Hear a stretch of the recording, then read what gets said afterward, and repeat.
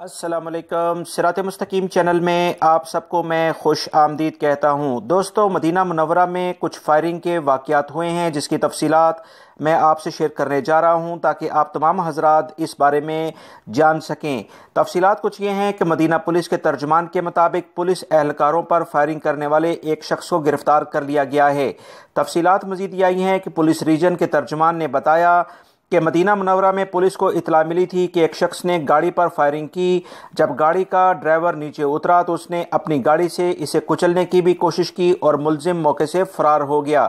Police ने वाक़े की इतला मिलते ही फौरी तौर पर पेट्रोलिंग यूनिट्स को मुतला किया और पूरे इलाके को घेरे में ले लिया, जिसके बाद पुलिस ने जल्द ही मुलजमान को गिरफ्तार कर लिया है।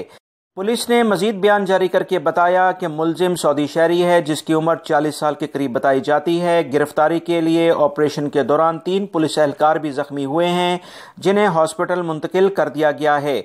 मजीद तफसीलात मौसूल नहीं हो सकी हैं जिनके बारे में यह कहा जा सके कि मुलजिम ने फायरिंग क्यों की। इस हवाले से मजीद तहकीकात की जा रही हैं। अल्हम्दुलिल्लाह सऊदी अरब दुनिया के बेहतरीन ममालिक में शामिल है जहाँ पर सिक्योरिटी इदारे बड़े मुस्तनद तरीके से मुलजमान तक रसाई हासिल करते हैं।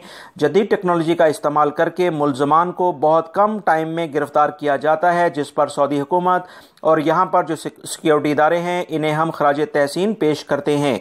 मेरी इन वीडियोज़ को लाइक करके अपने दूसरे दोस्तों से लाजमी शेयर कर दिया करें।